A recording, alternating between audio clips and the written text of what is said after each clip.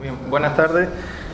Bueno, a ver, mi tesis se engloba dentro del ámbito de la urbanística. A lo mejor se sale un poco del ámbito, del contexto de la historia que estamos hablando en estas jornadas, pero yo he querido introducir un poco la parte epistemológica de la investigación a modo de contextualización, ¿no? Yo he traído aquí, aunque mi tesis habla sobre el urbanismo, se centra en dos aspectos que son vinculados al turismo, que son el paisaje y sus espacios interiores, y los espacios que genera el turismo dentro de los destinos urbanos. La estructura de la tesis, en principio, está organizada con tres bloques. Un primer bloque, que es el del propio paisaje, es decir, la interacción que genera el turismo o el suelo turístico sobre el paisaje, principalmente natural. Un segundo bloque es la relación que existe entre los espacios del turismo, el espacio público, el espacio privado, el espacio colectivo, y un tercer bloque que intentaría unar las dos ideas de la tesis, las dos investigaciones, que es el espacio colectivo del turismo frente al propio paisaje, ¿no? Una especie de resultado en el que uno y uno no suma dos, sino que aparece un tercer elemento nuevo. Bueno, lo que he traído es una especie de artículo montado para explicar un extracto del primer capítulo, que he titulado Turismo y Paisaje, y en el que vamos a concretar el caso de estudio con el de Maspalomas. Yo creo que hay una frase con la que me gusta empezar siempre, que es de mi director también de tesis, que dice que el paisaje es el principal activo del turismo, ¿no? Pero cuando nos referimos a turismo y a paisaje, tenemos que concretar qué tipo de turismo y qué tipo de paisaje, ¿no? En este caso vamos a hablar de turismo de masa. De ahí el título del caso de Maspalomas Costa Canaria, como un tipo de turismo concreto con unas especificidades muy determinadas y que tiene como dice aquí la frase, que el paisaje es el principal activo del turismo. Pues del turismo de masa el principal activo es el paisaje costero, ¿no? Por aquello de los valores naturales, el sol, la playa y el mar. Bueno, yo creo que es importante empezar también con la idea de que el paisaje costero, el hecho de habitar el paisaje costero, como lo entendemos hoy, no fue un proceso que surgiese de la noche a la mañana, sino que hizo falta toda una revolución intelectual sobre los beneficios del mar para la salud. En este sentido, me remonto un poco a los inicios del turismo. Desde luego el turismo entendido en otro contexto, pero también en un contexto asociado a los baños, y es que a mediados del siglo, digamos, XVIII, pues Occidente principalmente Europa, aunque también llegaría a Estados Unidos, a las puertas de un cambio de mentalidad en el que la Ilustración pues irrumpe en lo que es el territorio de la moral, con el propósito de racionalizar la vida de las personas a partir de la ciencia, ¿no? Bueno, en cierto modo lo que está ocurriendo es que se retoma la cultura olvidada de los baños, de las aguas termales, que hasta antes de la Edad Media la cultura romana expandió a lo largo de Europa, y sobre todo tuvo un especial énfasis en la parte de Reino Unido, ¿no? La recuperación, como he dicho, de estos baños, de la cultura del baño y tal, viene con una revolución higienista. Y lo primero que se hace es recuperar pues las termas, que en el caso de Reino Unido encontramos la ciudad de Bath, que quizás es el caso más conocido, y que luego pues tendría un desarrollo urbano en la ciudad acorde a esa demanda de uso, digamos, turístico de la clase de la aristocracia. Pero quizás lo más trascendente es que frente a ese elitismo que surgía en la primera cultura de los baños en Bath, iba a surgir la idea de aprovechar también la cultura del mar, del agua salada, como elemento terapéutico, y de los baños de sol, la exposición al sol y tal, que iba a equilibrar un poco la balanza y permitir a un amplio espectro de la sociedad aprovecharse de esta corriente, ¿no? Quizás aquí es donde empieza el cambio sustancial de mentalidad, que va a ser abrir el turismo a una dimensión hasta entonces no conocida. El profesor Alan Corbin, en su libro La invención de la playa, explica cómo algunos artistas, este es el caso de Boudin, animaba a utilizar, a descubrir la línea del horizonte, a descubrir los beneficios de un espacio que hasta entonces estaba lleno de connotaciones negativas, era un lugar de guerra, de conflicto, llegaban principalmente animales muertos, no era un sitio nada agradable, pero muchos artistas, escritores, novelistas se encargaron de divulgar los aspectos positivos de este espacio, ¿no? Por tanto, como digo, la playa se convirtió en un lugar de encuentro, en un lugar de encuentro de personas, de ocio, y así empezó toda una cultura que tenía como principal objetivo el desarrollo de nuevas actividades, de nuevos usos, ¿no?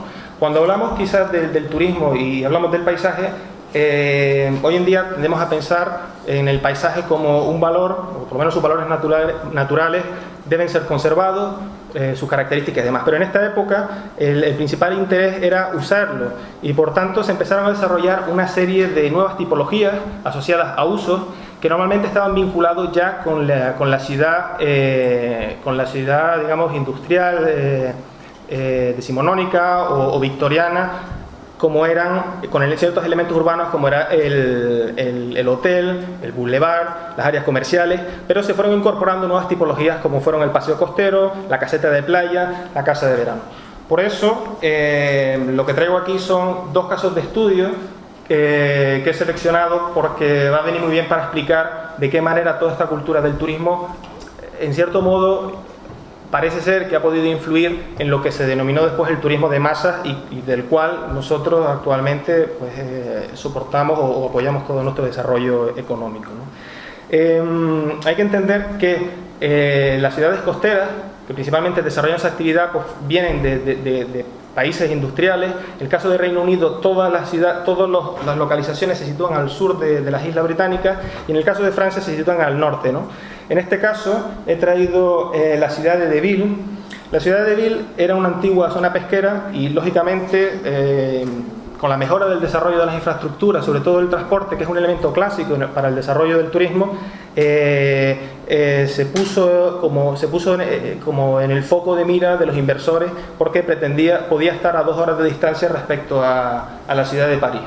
Bueno, la idea más interesante que vemos en Deauville es que parece ser que hay una cierta preocupación de alguna forma relacionarse con los elementos naturales. En este caso, en la imagen lo que vemos en la parte inferior es la playa, esa playa que se usa, como se ve en la imagen en el cuadro de Bodin, como un elemento de paseo, un elemento social, de encuentro y demás, pero la presión urbana, esos usos inventados como son el casino, el hotel, la vivienda de vacaciones, se posicionan en una segunda línea, de costa, permitiendo dejar un espacio, digamos, de servidumbre, de amortiguamiento, de transición entre el espacio natural y el espacio urbano.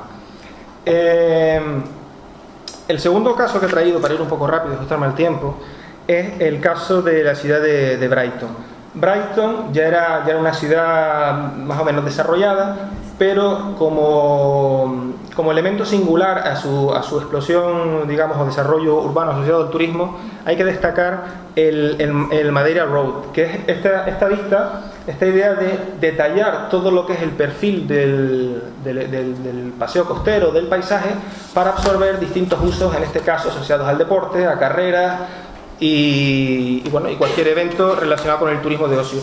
También se ve a la izquierda de la foto, se ve como la arquitectura, en este caso los hoteles, los casinos, todos los elementos de uso colectivo se mantienen a una cierta distancia de la costa, ¿no? Por tanto, descubrimos que a lo largo de la historia se ha ido consolidando una forma de hacer o consolidando ciertos elementos tipológicos en el ámbito del urbanismo que dan una idea o aportan unas herramientas para el desarrollo de lo que vendría después con el turismo de masa.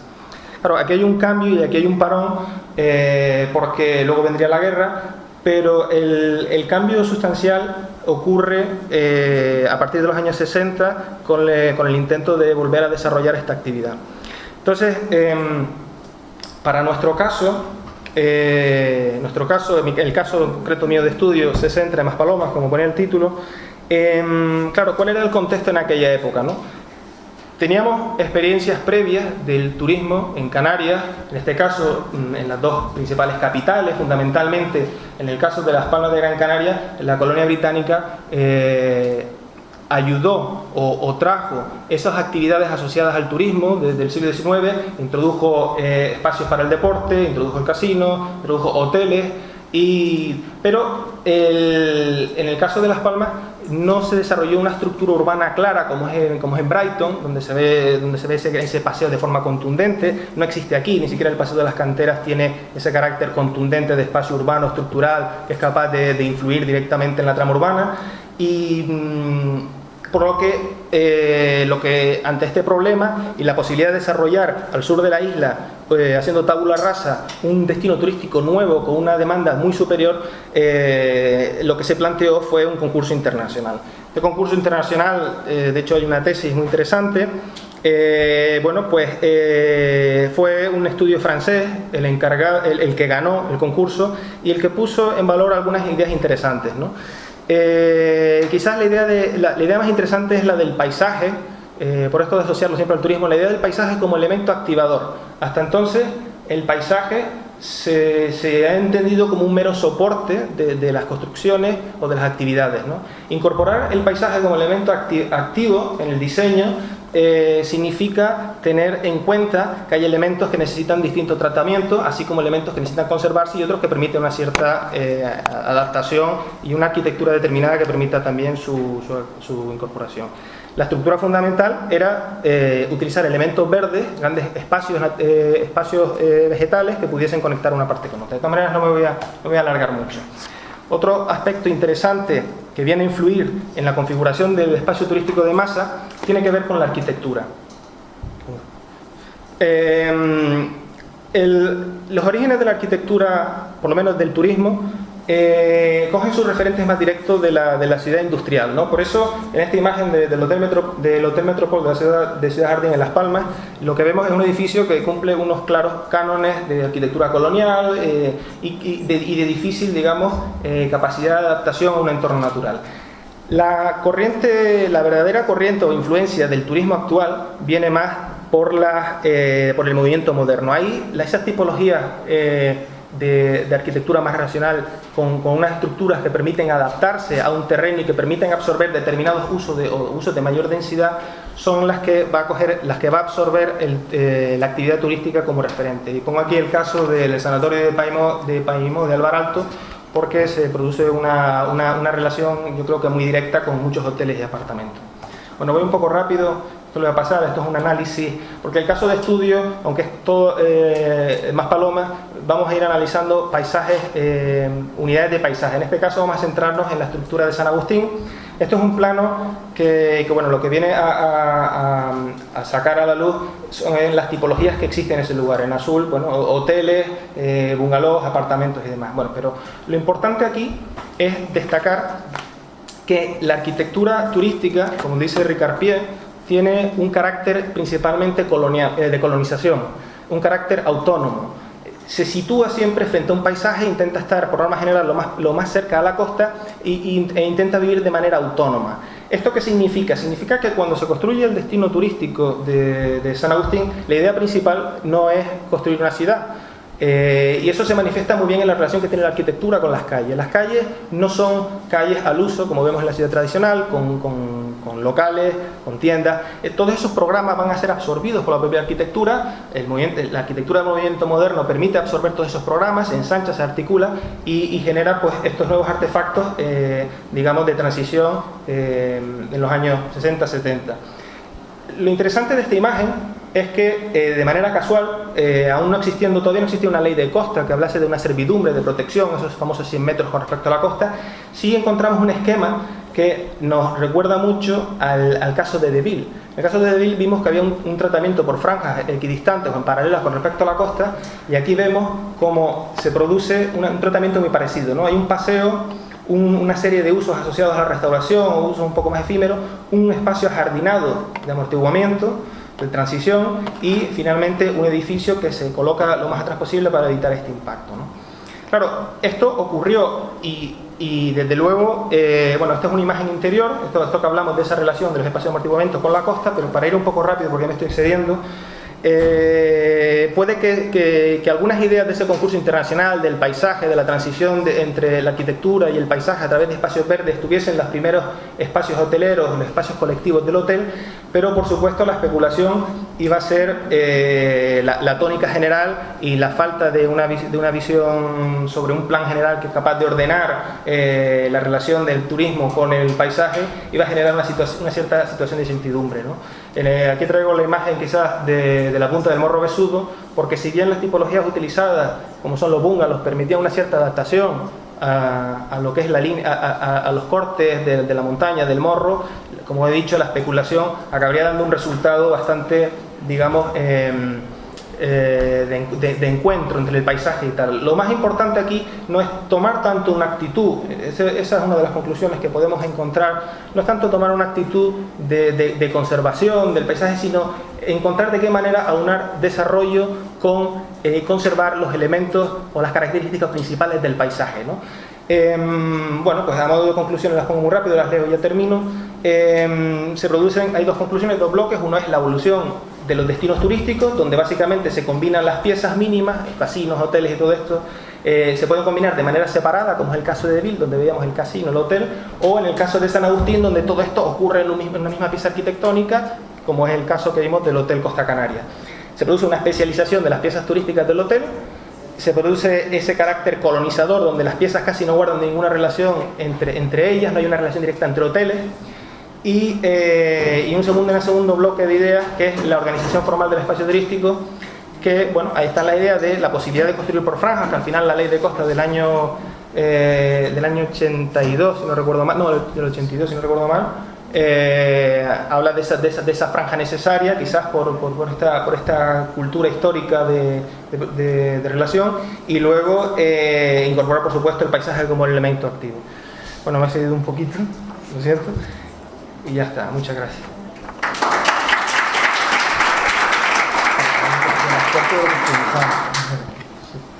Bueno, muchas gracias, Óscar. Una cuestión, si tú planteas que el paisaje condiciona el desarrollo urbano, ese desarrollo urbano, para diferenciarlo de otro, debe adaptarse al paisaje. Sí, brevemente, por favor. Bueno, muy brevemente. Yo creo que al igual que hay muchos tipos de paisajes, hay muchos elementos, digamos que hay muchas, de una forma, input que influyen en el desarrollo urbano. Está la economía, está la necesidad de desarrollo, y en el caso de Canarias había que desarrollar una economía muy rápido, y al final llegó eso antes que el plan general. Pues muchas gracias. Venga.